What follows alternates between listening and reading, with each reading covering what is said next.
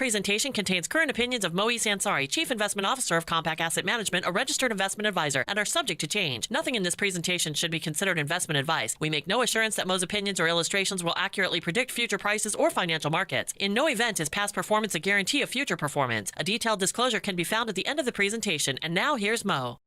Hello everyone, and welcome to the Compak Asset Management YouTube update for August the 30th, 2022. I'm Mo Ansari, President of Compak Asset Management, and I'm going to talk about what happened this week. And it has been a tough week since we last did this update. We'll talk about the Fed and what Mr. Jerome Powell said. Does he mean it? We'll find out. The markets, the fear and greed index. The fear index is coming back up.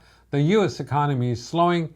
I'll do the technicals. Market meter, it's getting a little bit shaky here. We'll talk about that also, an outlook for the week ahead. So let's start with the Fed. Fed this week, again, implied interest rates they were coming down, as you can see. July 2023, they're expected to come down here, but then they started to go back up. Now the expectation is we're going to see rates going back up. That's what the futures are saying. We had about a 25% probability that the Fed was going to raise by 75 basis points, so 0.75%. But last Friday at the Jackson Hole meeting, Mr. Powell said that we are going to see some pain in the economy. He's going to continue to raise rates until inflation comes back. I think now the Fed has gone to the other side. Last year they're saying, well, we don't need to do anything because inflation is transitory. Now they're saying, oh my God, the inflation is too much. We're going to continue to beat the economy. They've already raised interest rates quite a bit. It takes some time for these high interest rates to sort of permeate throughout the economy. And I think it's going to take some time. If the Fed raises by another 75 basis points, which now Mr. Powell has sort of put himself in a box, said, look, I'm going to be tough. We're going to beat inflation. We're going to do whatever, and it's going to cause some pain. Now if he says on the 21st of September, when they announce the next interest rate increase, oh, we're not doing 75, we'll do 50. Everybody will say, wait a minute, you were talking tough last month, and now you're not raising rates. What are you really doing? And that's really where the Fed could lose credibility. So Mr. Powell, it was only an 8-minute speech that he made at Jackson Hole, and he did not have any time. There were no question and answer, so he did not clarify anything what he was saying, but the market really took it that he is going to raise rates dramatically. These are the expectations, forecast for inflation, actual, and the forecast for inflation rates. You can see that UK is expected to go way up and continue to going up until the end of this year before it starts going down. But you can see that in the US, that is the black line right here, shows the inflation peaked right here, and by the middle of 2022, we are going to start seeing inflation coming down, and that is what is starting to happen. Same thing in Canada. We're seeing a peak, and we're starting to see rates coming down. We're starting to see Japan, Euro area is going to continue to have problems, I believe, but it's slowing down. The European economy is slowing down. The Chinese economy is in trouble. They've got a real estate problem like we did in 2008 and 9. They're trying to, some of their largest real estate companies are in severe financial stress now. Everybody in China saves money in real estate where they never intend to move into a condo, but they buy a condo that is going to be built 5 years from now, and they expect the price to be 5 years from now a lot higher than what they paid for. That's the savings. That's how Chinese save. Now that the real estate prices are going down, and a lot of these companies that took orders for these condominiums or houses or whatever they were, they're going bankrupt. And people are saying, look, if you're not going to deliver, we're going to not continue paying our mortgages. And they're starting to see a mortgage protest in China. So what's happening in the global economy, I believe, is going to impact us also. And on top of that, if the Fed decides to Volcker the economy, and Mr. Powell did use the word, which did bring Paul Volcker back, so that scared the economy a lot. Fed fund target upper bound CPI at the end of prior tightening cycles. You can see that it was 9.1, and here's the rate right here. I think the Fed will continue to raise rates. The CPI is still a lot lower, and they have room. So looking at the fear, this is previous close. We were neutral. We're at 51. Now we're going more towards fear. That was expected. If you've been listening to a daily edition of Market Wrap, by the way, you can download the app just by going to the Apple Store and typing in Market Wrap with Mo Ansari. One word, Market Wrap with Mo Ansari. The app will pop up. It's a free app, and you'll get the daily edition of Market Wrap every day, 1 hour. And for the last month, I've been saying that when we hit the 200-day moving average on the S&P at 4,300, so now we are going to come back. I thought we'd hold around 4,000. We broke 4,000 today, which is not a good sign, and I'll talk about that when we take a look at the charts. But the fear has come back. Maybe the Fed overspoke, Mr. Powell overspoke, and we'll get some more clarification and say, well, I didn't really quite mean that we are going to Volcker the economy, and now that if we do get lower unemployment or a higher unemployment and lower inflation for August, which we are going to get in the next couple of weeks before the Fed meeting, I think that will give the Fed some leeway that they could lower take the foot off the brake. So far, they're not saying that, and we have to be prepared for that. Market volatility, again, if you look at the 50-day moving average on volatility, it has come up, but it's still below the 50-day. So, you know, we had volatility come down, spike right here, and then come down again. In June, we spiked again, then we came down, and now we're back down again and starting to go back up. So volatility is spiking, but not at the stock strength. You look at the new 52-week highs and lows. We made more lows right here. We're starting to get to a point where we are getting more highs and the market is getting a little bit overbought. This is the extreme that we saw last year. We're not there yet. Economy and recession. Economy is too strong. We see no recession, labor resilient, earnings positive. Inflation may remain strong, monetary policy tightens further, price remains unchallenged, sentiment weak if the economy is too strong. The middle path, we see the mild and short shallow recession, labor still resilient, earnings decelerate yet positive, inflation slowly moderates, higher Fed policy increases, slow down, lower ceiling on Fed fund rate. And so we'll have to wait. If we are here, right now we're getting a lot of indication that the economy is too strong. If we do get some slowing in the economy, that's when we can start to see the Fed ease up a little. Economy weak, well, we're not there yet. Everybody's talking about a recession, but I think this is a recession for the one percenters. It's an asset recession where we've seen real estate back off a little bit. It hasn't gone down a lot yet, but I think it will. Stock market has already backed off. It got into a bear market, bounced off of it. Now we're down about 16% or so for the S&P for the year, where we are now. So, but a recession for the rest of America is when they start losing jobs. And there's plenty of jobs. We saw the number of job openings go up again for last month. This is the first time in 4 months. It's 11.2 million jobs that are available out there. And that is a very, very high number. Unemployment is at a 50 or close to a 50-year low. So unless we see unemployment going up, we're not really in that slowdown. Housing permits, if you look at average monthly mortgage payments, are dropping. I don't think they're dropping. We hit a high in new monthly payments. So we're seeing that. We'll see economic factors during recession. Commodities go down.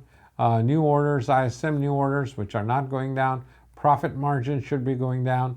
That's not. They're going up right now. And truck shipments are going up. So the only thing coming down is commodities. So that's not usually during a recession. Yes. So we'll see how this turns out over a period of time. Again, money supply, the Fed is now reducing $95 billion a month. They're taking that out of the system because they are not, as the bonds mature, they're not replacing them. So they're taking $95 billion out and they're raising interest rates.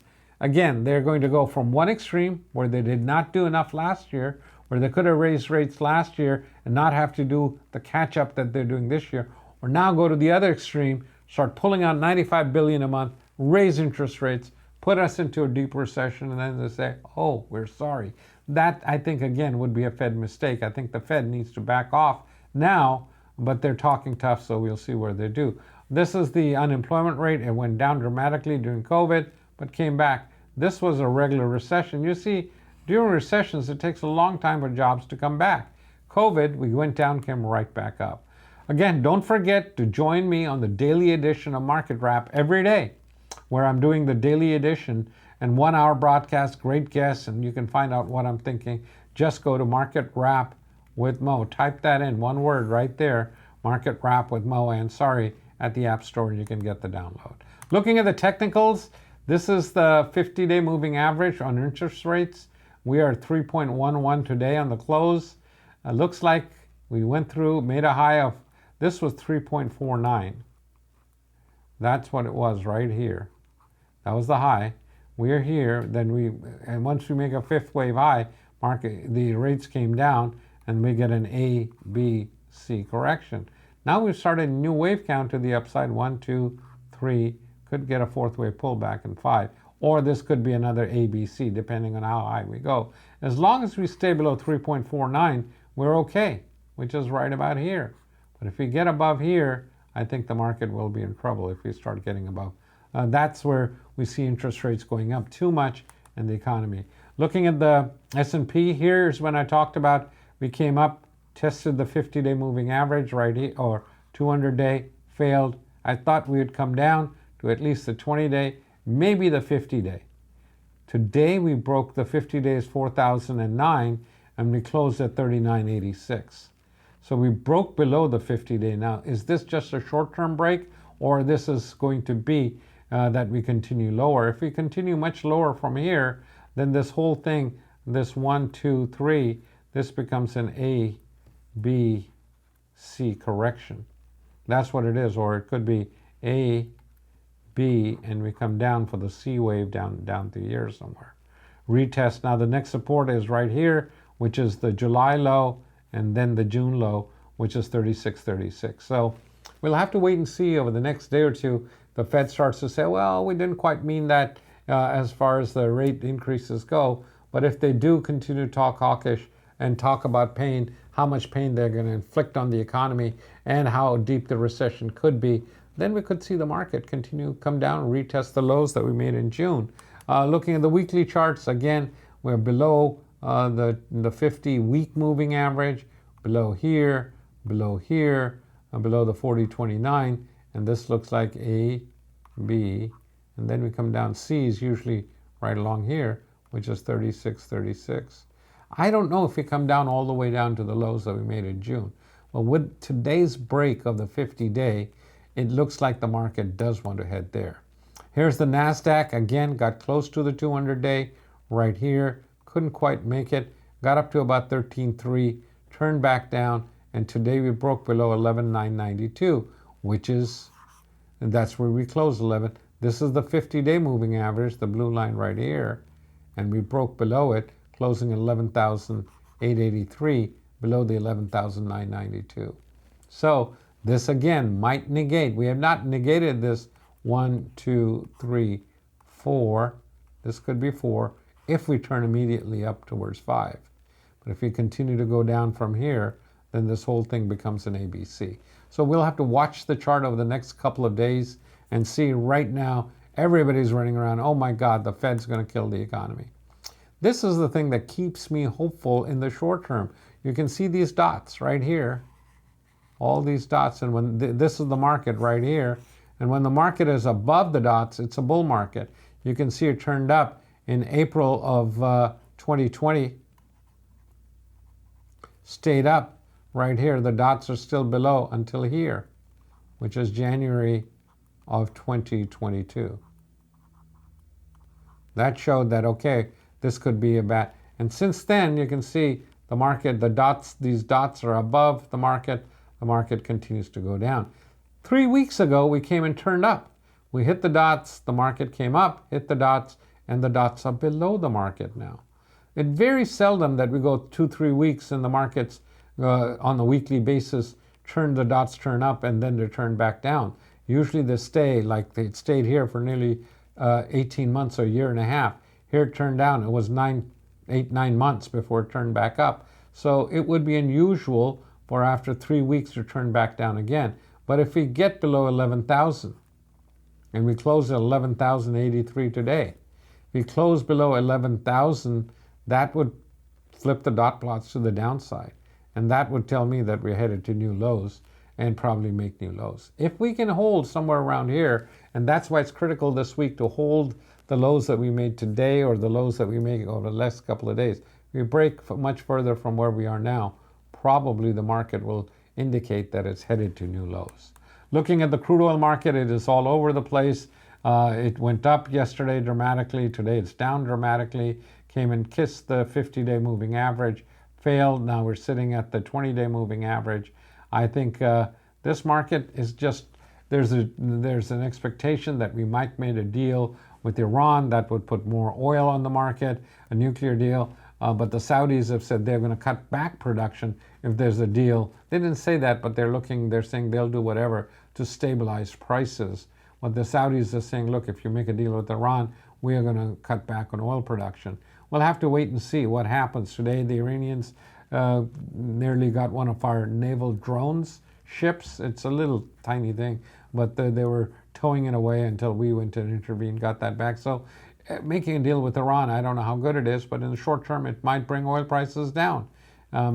Politically, that might be what they want to do. Long term, it's not the best answer, but oil is stuck between supply, which is constrained, at the same time demand. Now people are worried about a global recession where demand could come down and oil prices come down dramatically. Gold below the 200-day moving average, that's the 200-day 1839. Below the 50-day moving average, 1776. Next support, a little bit of support right here, just below 1700, around 1700. 1678 was the previous low. I think we break this and head towards the 1600 area. 1610, 1620 is what looks like the target to me for the gold market. As interest rates go up, I think gold is going to come. This was wave 1 to the downside, 1 to the downside, 2 to the upside. Wave 3 right here. Wave 4 was back up, and now we're starting wave 5, which usually goes below wave 3. That's the way I'm looking at the gold market, but you know, I haven't been bullish in gold the last couple of years. I think if we get to 1600, it might be a place to take a look at gold, but we're not there yet. Those are my thoughts. Those are my views. That's the way I'm looking at the market. Again, if you need help with your portfolio, pick up the phone, give us a call. We'll do a free analysis, do a risk analysis for you, develop a plan for you, how to create wealth. Not to chase this or chase that, just how to get a solid plan done. Dial pound 250 on the cell phone, talk to Mo, or you can just go to compak.com, compak.com, and we will be more than happy to help. Again, next seminar is going to be November 2nd. That's going to be a live webinar that I'm going to do. If you would like to get more information, go to Compak. That's registered compak.com. So that's the next webinar that I will do. Outlook for the week ahead. I think, again, we'll have to wait and see how things turn out this week. But if the market breaks much further, then probably the market will stay in this defensive mode. September, you've got to remember, is not a good month for the market, usually the worst month of the year. I think the market will stay nervous until we get some clarification from the Fed. We do get unemployment data this Friday. They'll tell us how, if that comes out strong, about 300,000 jobs are expected to be created. If you get a number like we did last month of 500,000, then the Fed can continue to raise rates because the economy is growing and growing too fast. That could be the problem, not that we're in a recession. Those are my views. Those are my thoughts. Again, if you'd like to get more information on what we do, please feel free to call us, and we'll be more than happy to answer your questions. I will be back with you next week. Until then, good trading.